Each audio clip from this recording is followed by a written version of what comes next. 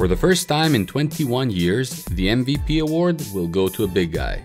The last center to win the award was Shaquille O'Neal, while playing a brilliant season for the LA Lakers in their championship run. Today, we have two centers competing for this prestigious award. It all comes down to Nikola Jokic and Joel Embiid. The media is divided on who should get the award. However, according to sport bookies, Nikola Jokic has a slightly higher chance for winning. Let's take a deeper look at their seasons to see who deserves the MVP title this time around.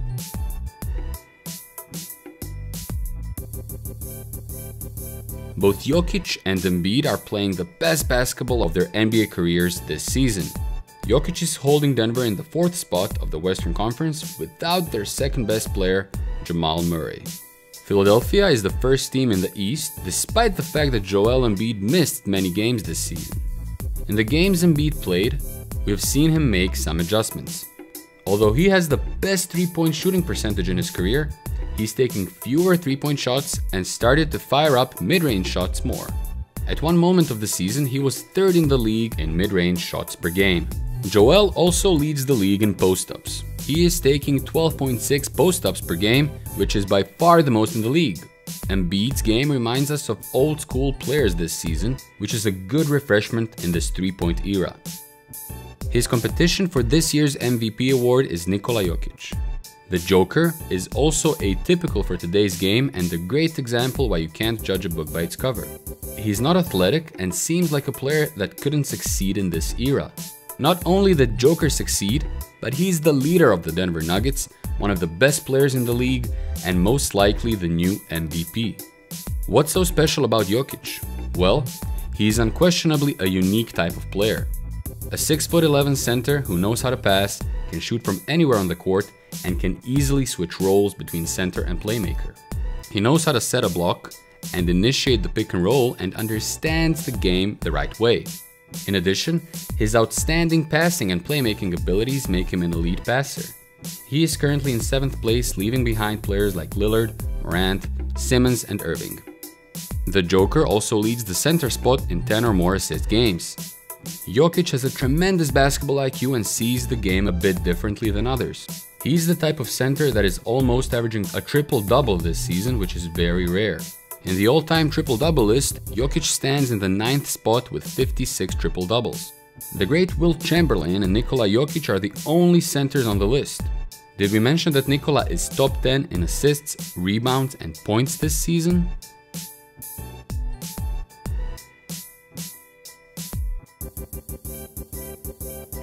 How did these MVP candidates perform throughout the season?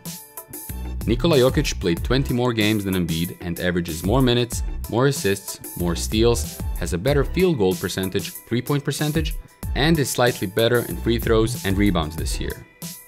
Joel Embiid played 49 games this season, and compared to his MVP competition Jokic, he stands better in blocks and points. The Joker is better in almost every statistical category. But how significant is the impact of these two players on their teams? If we look at the Philadelphia 76ers and the Denver Nuggets roster, it seems that Philly is slightly deeper. Still, Denver also made the right moves in the trade period and brought JaVale McGee and Aaron Gordon to their roster. Nikola Jokic is carrying his team and taking the biggest responsibility after Jamal Murray got injured. There is no denying that Jokic is doing an exceptional job. Denver is the 4th seed in the West with a 45-24 record. They have clinched the playoffs and can't fall under the 4th spot. The 76ers are first in the East, although Embiid missed many games this season. Let's see how the Sixers were performing without him. In the games that Embiid didn't play, Philly won 45% of the time. They averaged 7 points less, their 3-point percentage and their field goal percentage was a little worse.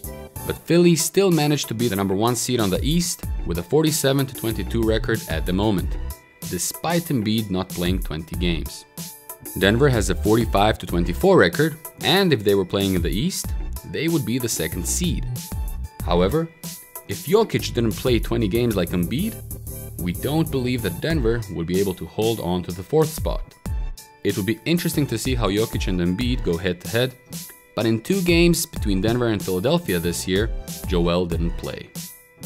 Both centers had outstanding roles this year. They set some career highs and gave us crazy performances. Jokic has improved his highs in points, rebounds, assists, and steals, while Embiid improved his highs in points and steals.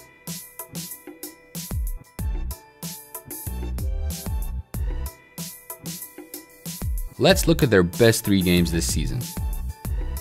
Joker's best games were against the Kings, the Jazz, and the Bulls. In the game against the Kings, Nikola dropped 50 points, 8 rebounds, 12 assists, 1 steal, and 3 blocks, while being perfect from the free throw line.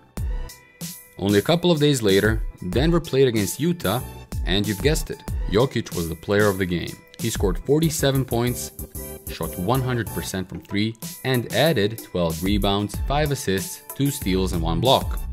And finally, he had an excellent game against the Bulls this March. Denver won the game 118-112, and Jokic scored 39 points, had 14 rebounds, 1 steal, and 9 assists. On the other hand, Embiid played his best games against Chicago, Miami, and Cleveland. This February, Embiid dropped 50 points and had 17 rebounds against the Bulls in a game that Philadelphia won 112-105. A month before that, Joel had another excellent performance against the Miami Heat. He scored 45 points, had 16 rebounds, 4 assists, 5 steals, 1 block, and was perfect from the free throw line. His third best game was in Philadelphia's loss against Cleveland, and although Philly lost the game, Embiid put on a spectacular performance and dropped 13 rebounds while dishing out 6 assists.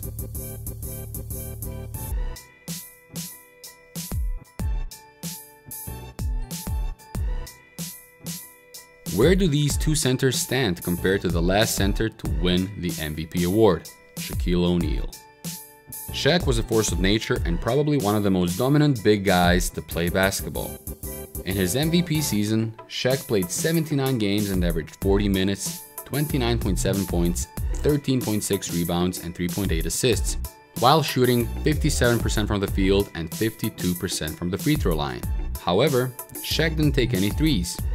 Compared to Jokic and Embiid, he averaged more minutes, more points, rebounds, and had a better field goal percentage.